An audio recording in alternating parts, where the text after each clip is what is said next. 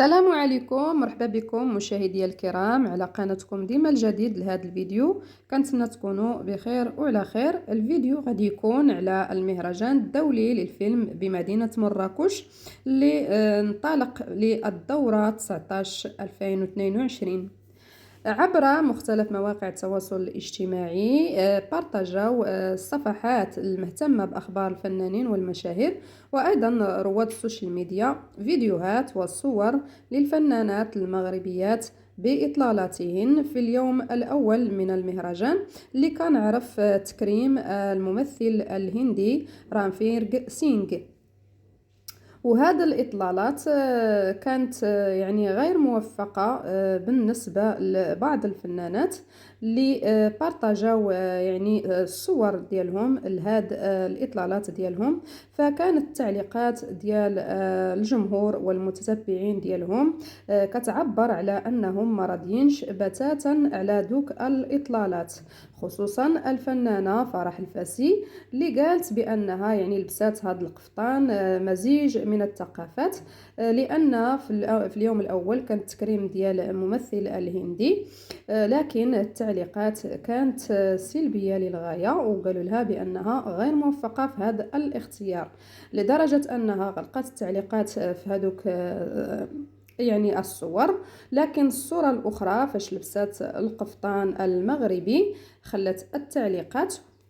رغم ذلك فذكروها يعني بالإطلالة الأولى اللي قالوا لها ودابا عاد لبستي القفطان المغربي ذو الهمة والشان. المهم التعليقات كانوا مزيانين، قالوا لها دابا جيتي مزيان، كون غير درتي هاد هكا النهار الأول. إلى جانب تعليقات الجمهور والمتابعين ديال الفنانات، عبر الإعلامي المغربي فهد الهاشمي أيضا عن الاستياء ديالو بهذا الإطلالات، ودار على ستوري حسابه انستغرام هذا المنشور وقال فيه: 90% من إطلالات مهرجان الفيلم بمراكش لهذه السنة سيئة إلى كارثية، ولا تليق بمهرجان دولي ولا بنجوم المغرب الذي يعرف بعضهم تطور جيد في السينما أو الدراما المغربية. لكل مقام مقال، التجديد مطلوب، وأن تكون مختلف يجعلك مميز، لكن هذا مهرجان كبير ويجب أن يكون حاضره خير سفير له. أنا مع البساطة لكن ليس لدرجة وكأنك مسخر تتنزه.